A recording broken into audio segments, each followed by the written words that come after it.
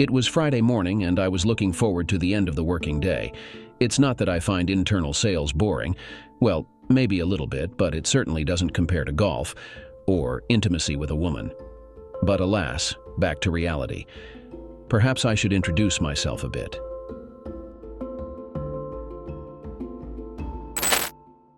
My name's Scott Evans. I suppose you could say I'm just your average Joe, albeit a tad on the shorter side. Standing at 5'6" and tipping the scales at around 170 pounds, I'm not exactly the epitome of a heartthrob, but I like to think I don't send people running for the hills either. At 48, my hair's mostly dark with a smattering of gray, but I've been told my best feature is my eyes. Blue to most, but some say they lean towards gray. Now, my better half is Lisa, and we've been hitched for 18 years. Lisa's 44 and still catches my eye every day. She's the kind of woman who turns heads, though maybe not every head. For me, she's in that can't quite put my finger on it category, standing at 5'7", and although she won't divulge her weight, I'd guess it's around 145. Maybe not what society deems slim, but she's still a vision to me. I could watch her hips sway for hours, and those legs of hers. Let's just say I fancy myself something of a legs connoisseur after years of informal study. Her hair's probably still a light brunette, though it's been a while since I've seen its true color. She swears her stylist uses the same shade as her natural hue, so I'll take her word for it. Lisa and I crossed paths when I first arrived in town and decided to tour an apartment in a complex she managed at the time. While she caught my attention with her looks, it wasn't to the extent of leaving me speechless initially. Perhaps that worked out in my favor, because her personality quickly overshadowed any initial impressions, giving her a notable wow factor, and I found myself able to maintain composure. It helped that we had business matters to discuss, which eased us into getting to know each other without any pressure. She was naturally friendly, a trait essential for someone dealing with potential tenants, but I believe it wasn't obligatory for her to invite me for coffee after I signed the lease, yet she did. Although it could have been merely a friendly gesture, I allowed myself to entertain the possibility of her showing some interest. It happened to be late afternoon when we finished the paperwork, so she wrapped up a bit early, and we continued our conversation over lattes. By the way, in case you're curious, I genuinely did like the apartment and found the monthly rent to be competitive as well. We had an insightful conversation.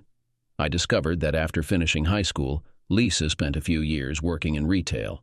However, she realized after a couple of years that she wanted to improve herself, so she returned to school and eventually earned a BA in marketing. At that time, she wasn't sure about her career path, but she believed that marketing would open up various opportunities in different industries. Her primary goal was to transition out of retail. While she found satisfaction in the work and interacting with customers, she disliked the irregular weekend and evening shifts. Unexpectedly, she came across a job posting on Monster for a leasing agent turned property manager role at a large apartment complex, which piqued her interest.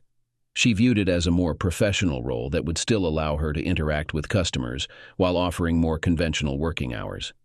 By the time we met, she had been in that position for about 18 months and was thoroughly enjoying it. I shared my experience with her. After graduating from a small private college in the Midwest at 22 with a degree in business administration, I found myself in a similar position to hers. Unsure of my career path during school, I didn't prioritize activities that would have made me more competitive. Consequently, I drifted between various entry-level positions for a few years until I gained some self-awareness. Firstly, I discovered that I didn't enjoy supervising others' performance, evident from my experiences as a junior supervisor, such as managing night parking at a city hotel. Secondly, while I appreciated the competitiveness of sales, I struggled with the need to consciously maintain a friendly demeanor, hindering my ability to quickly connect with people face-to-face, particularly in outside sales. After a considerable amount of self-reflection and exploring various career paths that weren't quite right for me, I eventually discovered that inside sales is a perfect fit.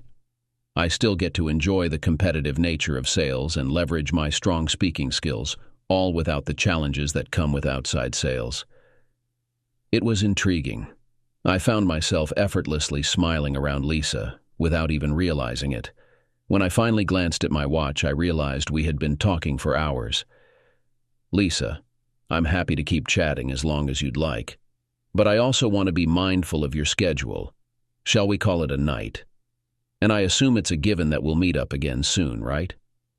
I've always heard that confidence is appreciated by women, so I thought, why not give it a shot? "You're pretty confident, aren't you, Scott?" She chuckled. "All right. Give me a call at the office once you're almost finished moving into your apartment, and maybe I'll bring over some pizza and beer. I don't think we're quite at the stage where I'll help you move just yet." I chuckled and assured her it was a deal. Accompanying her to her car, I pondered the possibility of a kiss. Ultimately, I chose to steer clear of any potential awkwardness by actively avoiding a kiss, or should I say, attempting not to kiss her. As I opened her car door, I remarked, "I hope you'll find the delightful conversation tonight satisfying. Being objectified by so many women can become tiresome after a while." It turned out to be a clever move, as she burst into hearty laughter while getting into the car.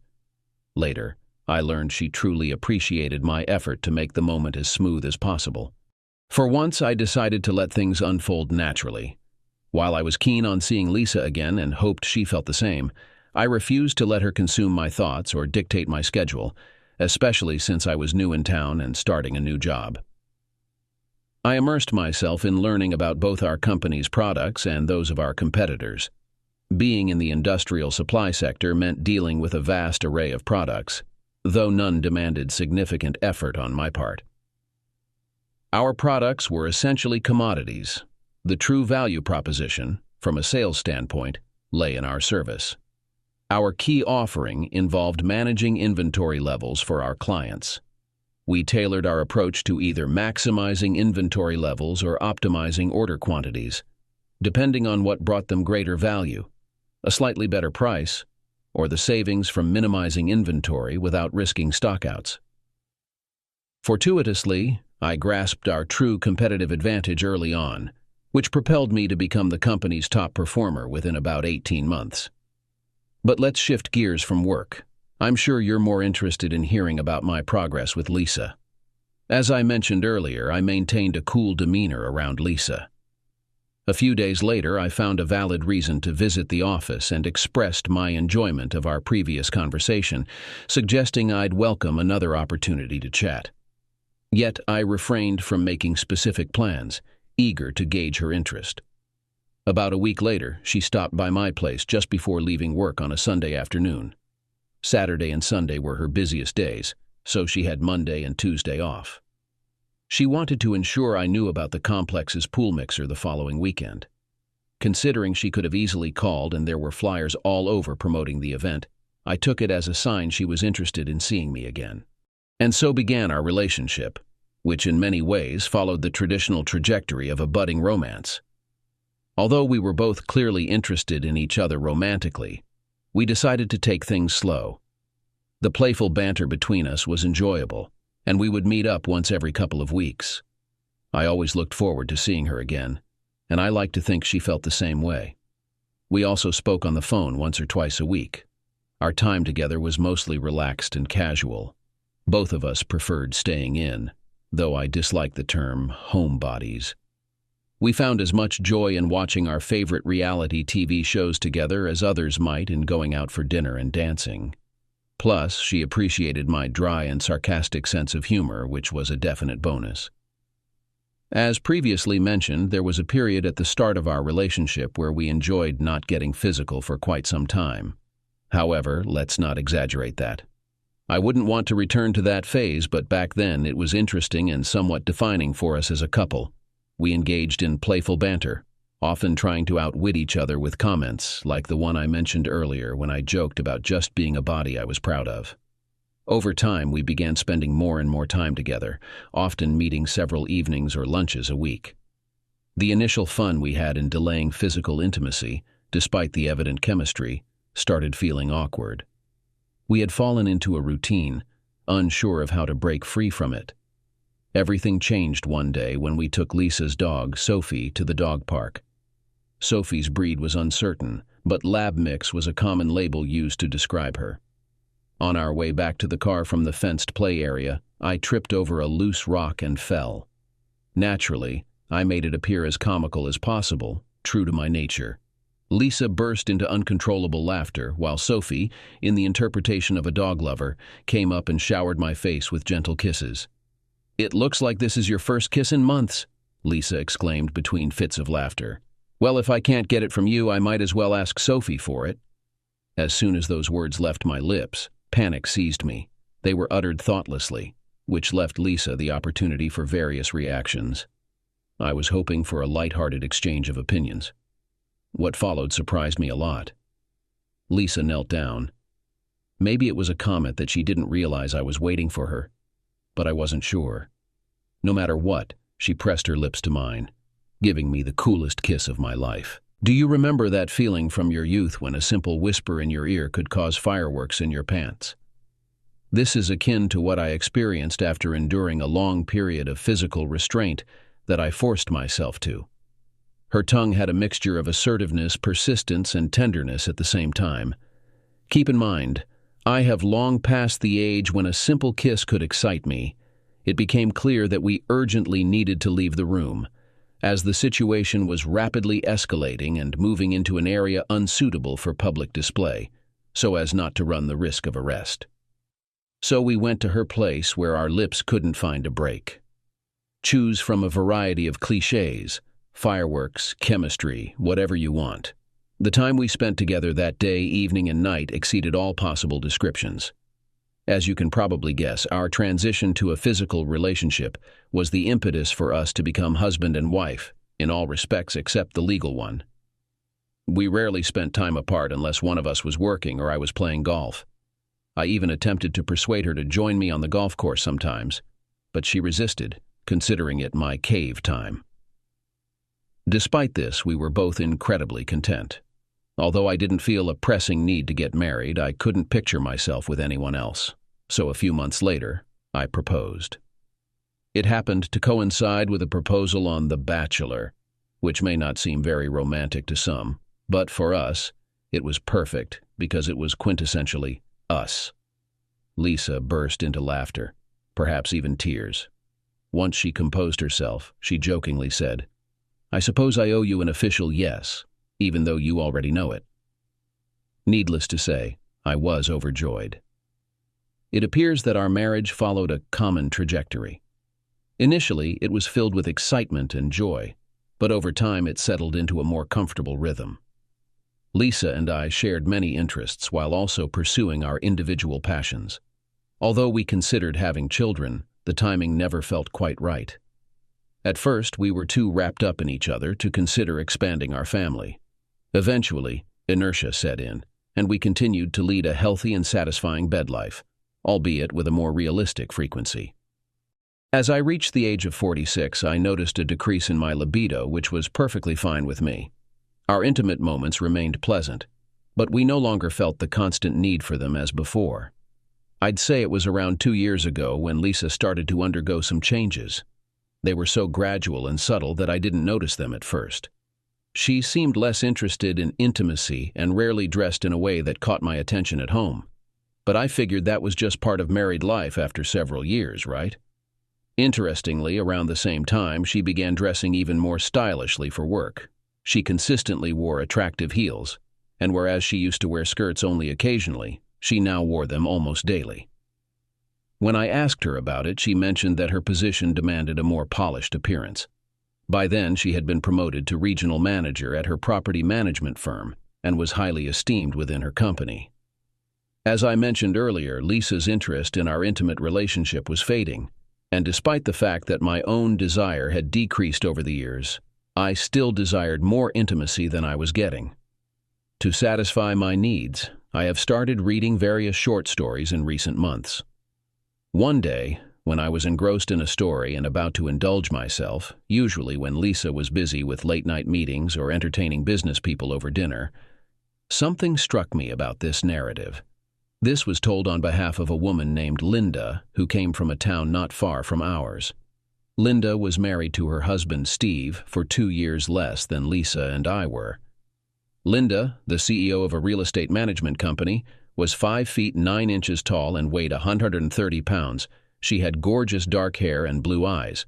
Steve, on the other hand, was shorter, 5 feet 5 inches, and heavier, 190 pounds, with graying, thinning hair. You can probably guess where this is going, right?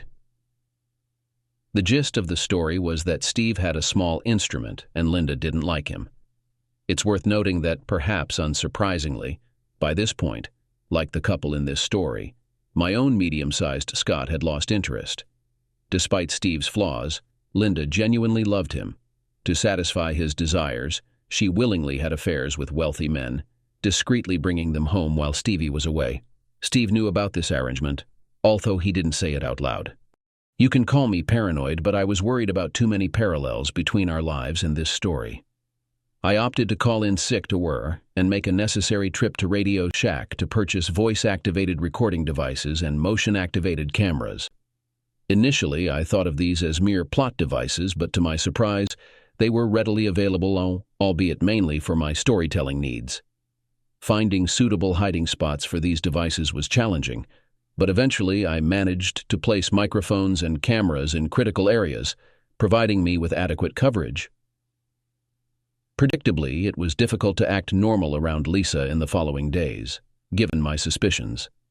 However, I made a concerted effort, fearing the embarrassment of being wrong. Regardless, recent events had prompted me to realize the need for an open discussion with Lisa about the physical aspect of our relationship. Perhaps I had been making assumptions. While we were transparent in most aspects of our communication, I had neglected to address any dissatisfaction in the bedroom. Reflecting on it now, I realize I hadn't been entirely content and had failed to broach the subject with her. Now, let's rewind to the beginning of our story. I eagerly anticipated leaving the office at 3 hours this afternoon for some fishing, translation, Friday Skins game. It was my first real opportunity to determine if my concerns were valid or if the parallels in the earlier story were more than mere coincidence. Finally, 3 hours arrived, and I wasted no time in heading out. It turned out to be a handicap maintenance day for me, to say the least. I ended up shooting a 97. Not a stellar performance for someone with a 13 handicap, but given the circumstances, who could blame me? Golf was the last thing on my mind. When I arrived home, everything seemed normal. She inquired about my golf game, and I admitted I didn't play well. After all, isn't it a common belief that real golfers never have a perfect game? It dawned on me then that we had been going through the motions for years. My mind, however, was preoccupied with checking my monitoring devices. My opportunity finally arose on Sunday afternoon when Lisa supposedly went to the mall, or perhaps she just said she did. At that point, I didn't really care. It was becoming increasingly difficult to wait for concrete evidence rather than confronting her directly. Let's be honest, what would happen when I did confront her, especially based only on suspicions? Exactly. She would either deny it or admit it without remorse, neither of which was an appealing outcome in my view. At least with some proof, I could feel justified in my frustration. Sometimes small victories mean a lot. It turned out just as awful as I had feared. I didn't have any connection with the person involved, so I couldn't bring myself to care much. I understand the expectation to feel enraged, but since he had no relationship with me, I didn't feel entitled to any reaction. However, Lisa, on the contrary, had a significant reason to be upset, albeit it might seem trivial, regarding loyalty and basic respect. Two aspects of what I saw and heard deeply disturbed me. First of all, the man had a big instrument. I have an average one, and I never thought that Lisa was somehow not satisfied with it. I guess I was too trusting to believe in the hackneyed phrases that women with good intentions sometimes utter. It's not the tool itself that matters, but how you use it. Yes, right. At least that's how it looked now. Moreover, Lisa was surprisingly frank in her conversations with him. Yes, your instrument is amazing. Do it, baby. And so on and so forth. The sensation I experienced in that moment can only be likened to the shock of losing my job unexpectedly many years ago. But this was 10 times worse. It felt as though all life had been drained from me. I confess I sat at my desk and wept uncontrollably for a considerable time. What was my next move? One thing was clear. I needed to escape to gather my thoughts. I couldn't bear to confront Lisa, and I certainly couldn't pretend that everything was fine between us. How could I have assumed she even wanted things to be okay? Perhaps it was arrogant of me to entertain such a notion. If she didn't value our relationship enough to remain faithful, why would I assume she wanted to stay together? That day with Bill was a pleasant one. Scott in the bed plan. However, I was looking forward to a relaxing evening with the cattle, including dinner and maybe a little cuddling. I couldn't pinpoint the exact reason at the time, but Scott had been acting strangely lately. He usually returned from golf around 7, so I started to worry when he didn't return by 8. After not receiving a message from him, I tried to call, but his phone immediately switched to voicemail. It was strange because he rarely turned off his phone. Feeling at a loss, I headed upstairs and immediately noticed several of Scott's belongings missing from his dresser. Upon checking the bathroom, I observed a significant absence of his toiletry items. Growing increasingly worried, I surveyed his closet only to find numerous articles of clothing gone. Panic began to set in. Then, as if on cue, I spotted his wedding ring sitting on my dresser, silently conveying a profound message of its own. How could he have possibly discovered the truth? Reflecting on it now, I hadn't even considered the possibility of him finding out or the consequences if he did. It may sound unbelievable, but it's the truth. Or perhaps, more accurately, I had long stopped dwelling on such matters or feeling remorse for my actions. My mind drifted back to the beginning with Bill. Despite being married himself, he showed a keen interest in me, which was incredibly flattering. While Scott never gave me cause to seek attention elsewhere, the allure of someone new and different was irresistible. When he finally managed to surprise me, I have to admit that it surpassed any previous experience. Although I was always pleased with Scott's performance, as I mentioned earlier, Bill's performance was significantly more impressive. Over the past couple of years, my interest in intimacy with Scott has waned due to what I've been through with Bill. It's only just dawned on me. I left Scott a few voicemails, but it was obvious that he wasn't going to answer my calls. I had no idea of his whereabouts or activities. Would he divorce me? And if so, did it really bother me? Although, ultimately, it may not depend on me, I have to determine my own desires. Scott wasn't the type to scream, but in this situation, it could be a challenge. I finally went to bed as dawn was breaking outside. I'm not sure if I slept at all. That entire weekend felt like a never-ending nightmare, with a heavy weight in my stomach. Bill tried calling me a few times, but I chose to ignore his calls. Returning to work on Monday, I mechanically went through my tasks and the same continued into Tuesday. Then, on Wednesday evening, Scott reached out. "Scott, I suppose you found out. I'm deeply sorry. I never wanted you to discover it like this. Honestly, I'm not even sure how you found out. Well, it seems we've established something.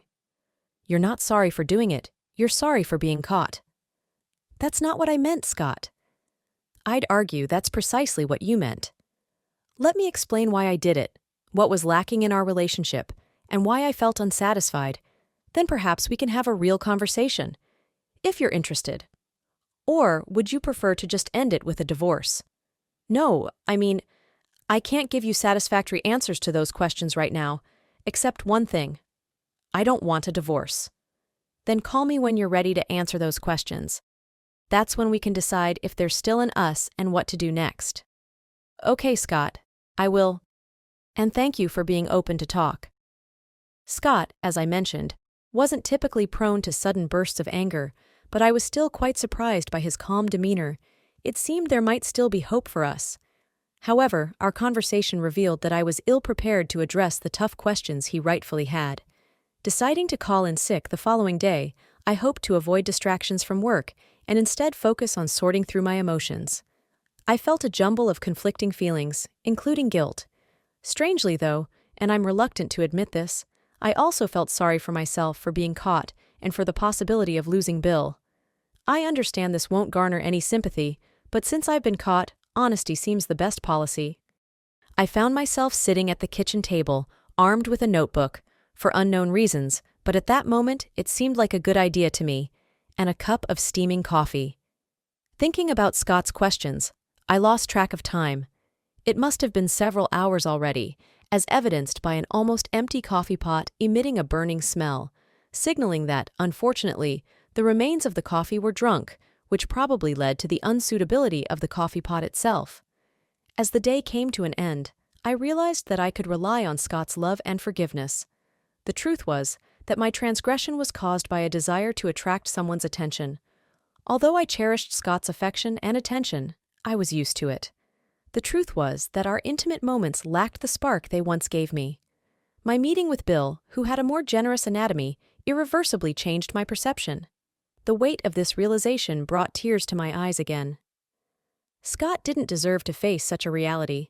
Throughout the following workday and weekend, I pondered what to say to Scott.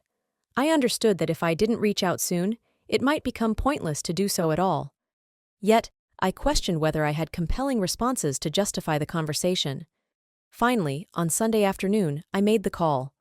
Scott didn't answer, so I left a message expressing my desire to speak with him.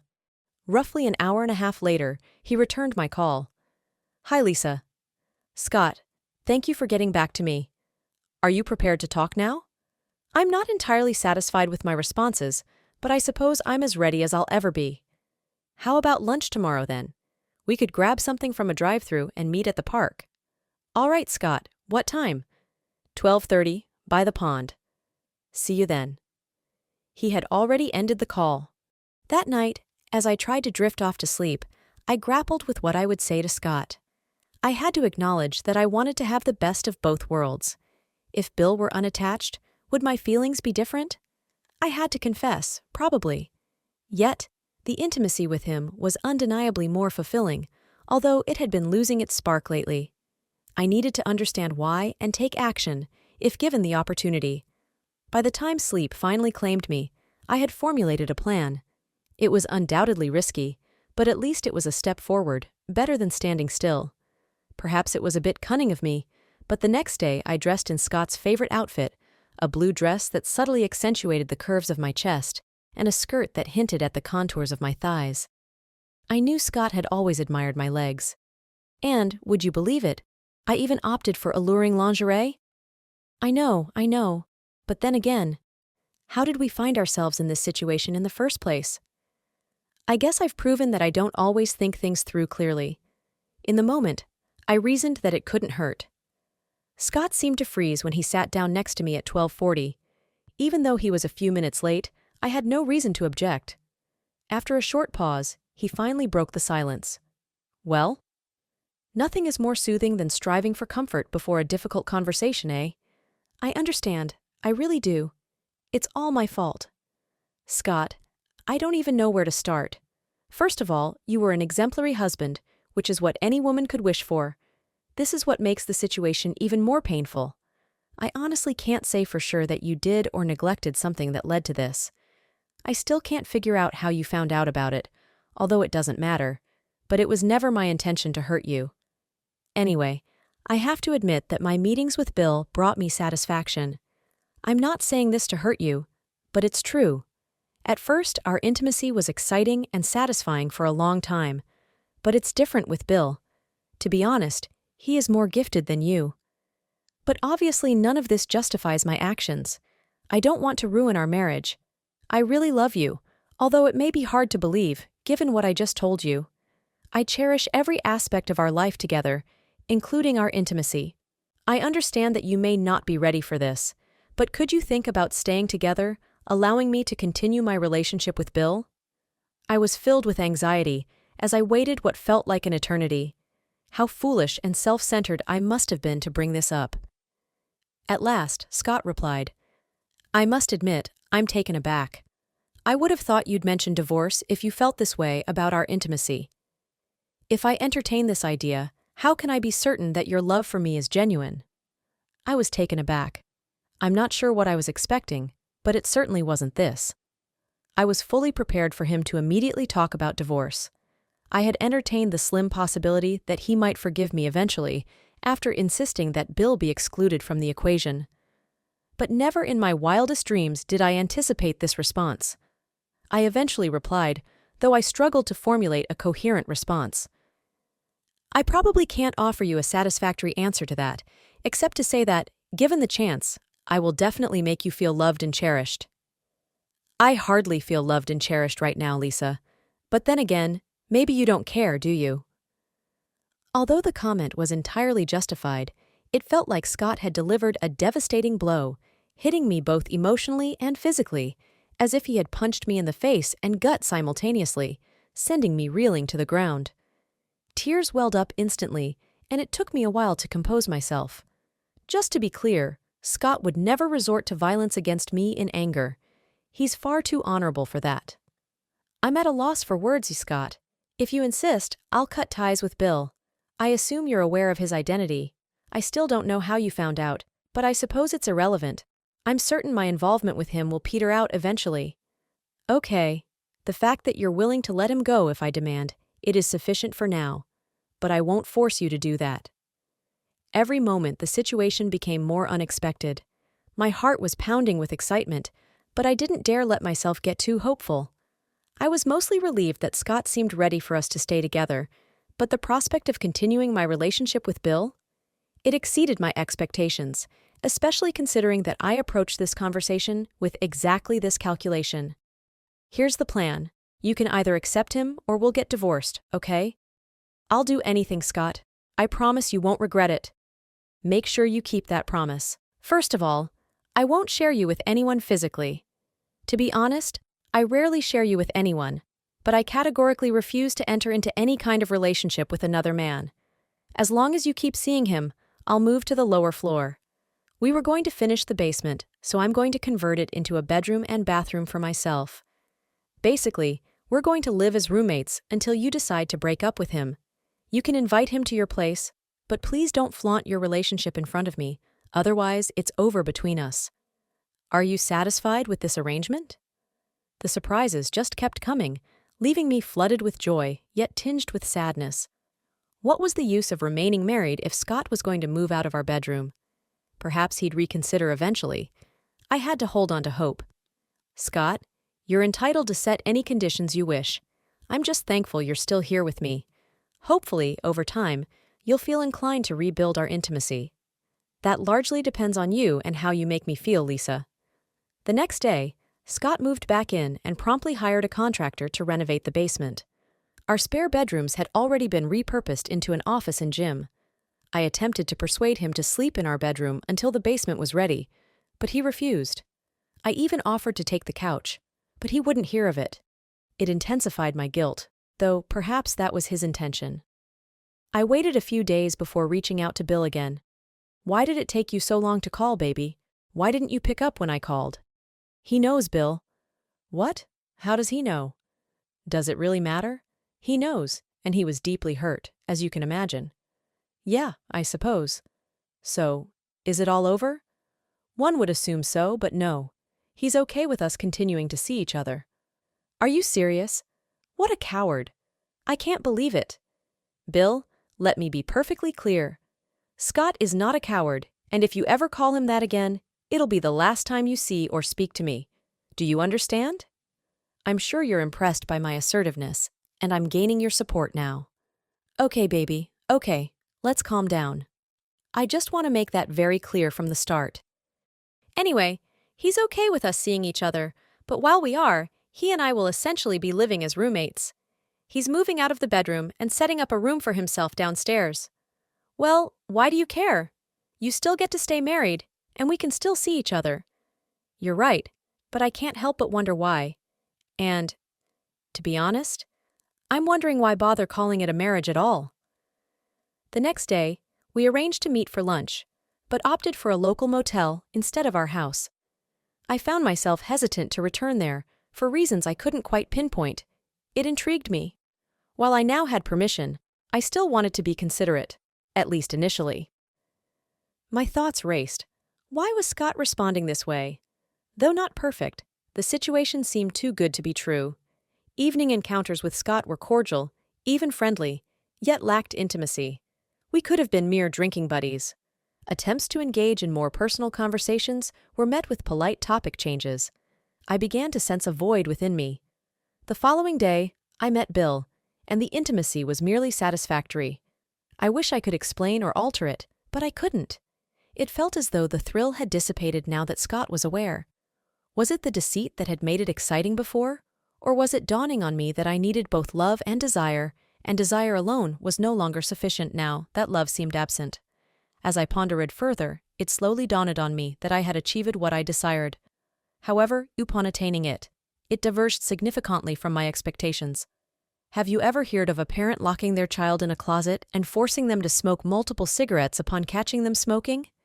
In a way, I felt as though something similar was happening to me. Surely Scott couldn't perceive it in such a manner. Or could he? It would be an exceedingly intricate form of retaliation. I pondered why he seemed uninterested in seeking revenge, but perhaps he was exacting the ultimate form of retribution. On my way home, I made a detour to the bank. I can't recall the exact reason now, but I decided to request a statement while I was there to double-check my calculations in the checkbook. To my astonishment, I discovered that my account balance had significantly dwindled. I also examined our modest savings account and observed that half of the balance was missing. When I inquired about it, I learned that Scott had withdrawn half of each balance a few days earlier. It was then that the gravity of the situation hit me.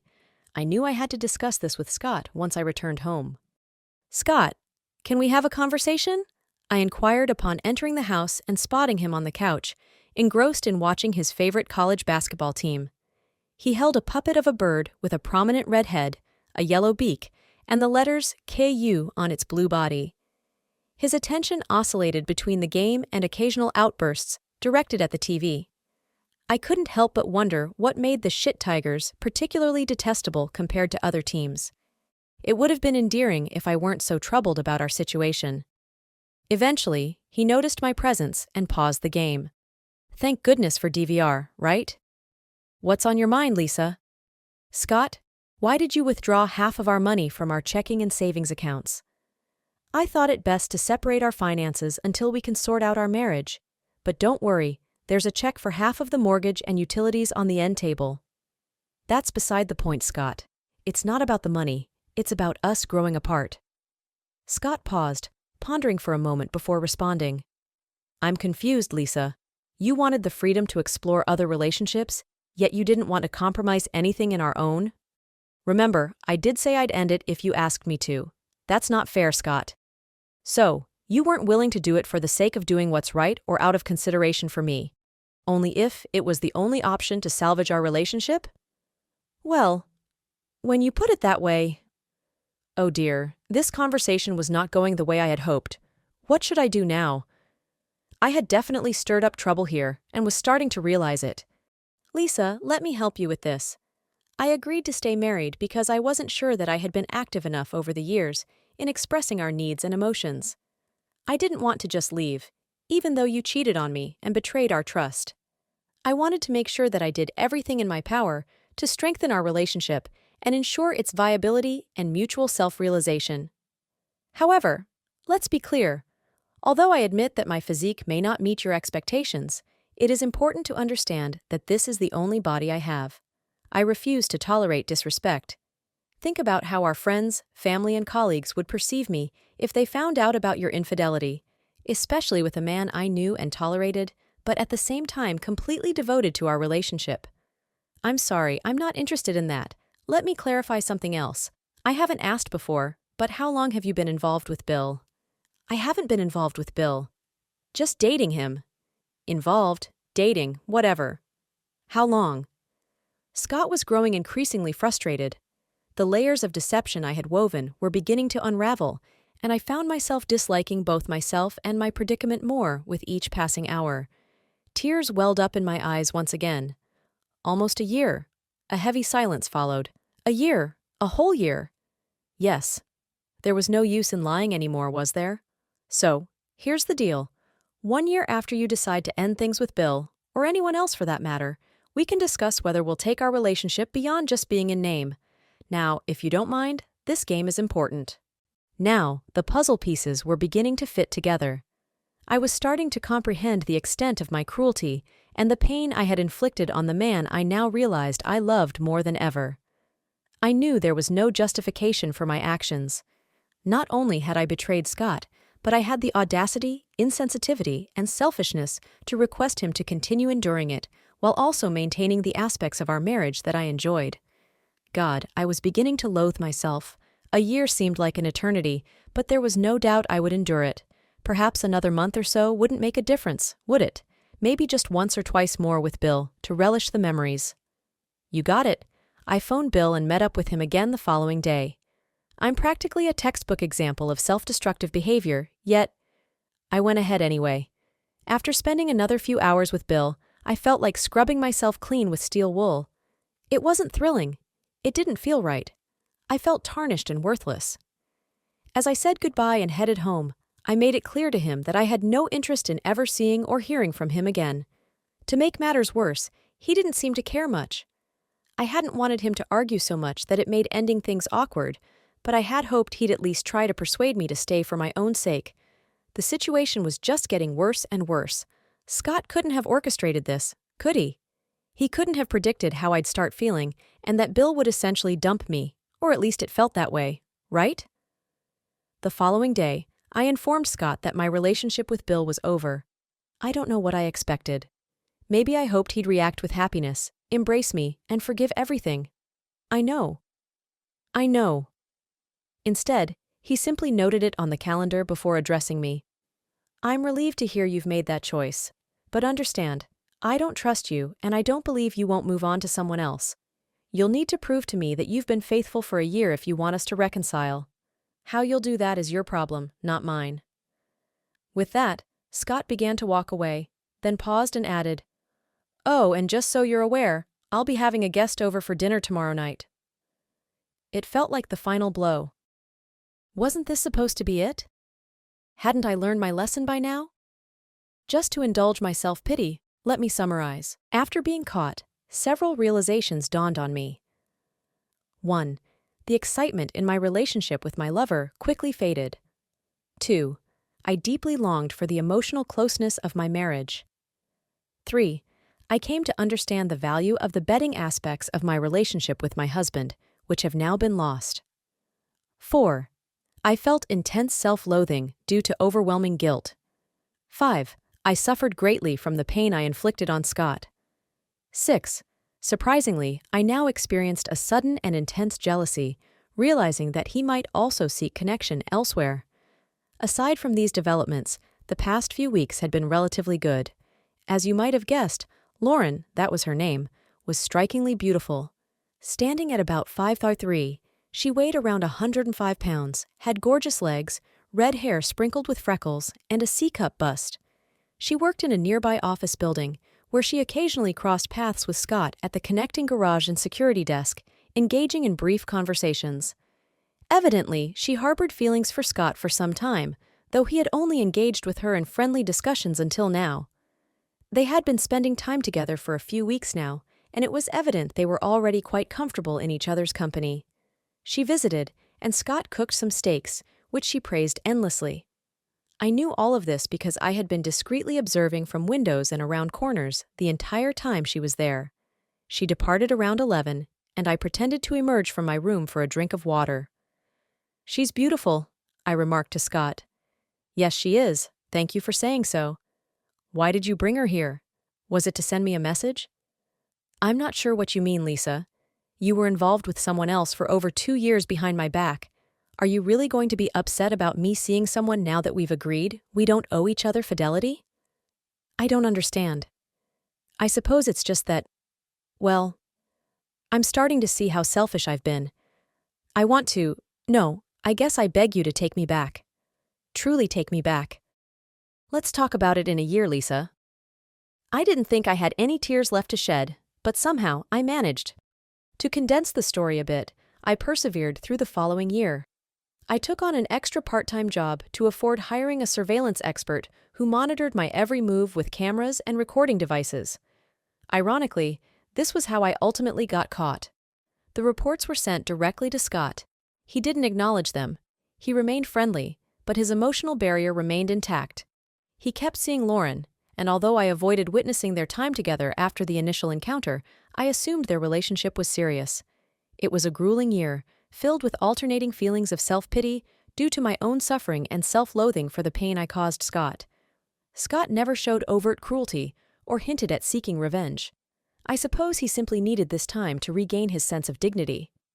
After enduring a year of purgatory, I approached Scott. Scott, can we have a conversation? Of course, Lisa. What's on your mind? Well, it's been a year now, although you may not recall. Yes, I've been thinking about that too. So, can we talk about being husband and wife again? I believe I've fulfilled all your requests. Actually, you might assume as much, but I don't want to leave anything to chance, so I want you to know that I've spent a lot of time reflecting over the past year. I've finally understood what led me to do it. I wish I had an explanation that cast me in a better light, but it boils down to selfishness on my part. I desired everything we shared, yet also craved the thrill of something forbidden on the side. It wasn't really about Bill, nor was it about any deficiency in our relationship.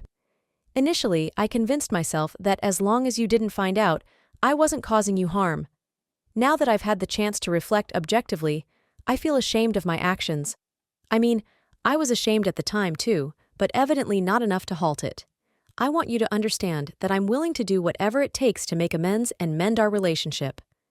Your thoughts and introspection, if sincere, are both gratifying and commendable.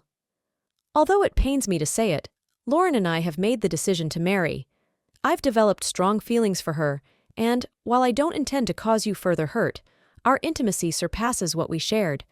To be frank, her physical compatibility with me is superior, and I believe we connect on emotional, mental, and intellectual levels just as deeply as we did. Additionally, this shares my passion for golf. I regret the pain this may cause you, but I must proceed with the divorce. Scott paused briefly, glanced at me, then turned and walked away. I crumbled to the floor, weeping as my heart shattered into pieces.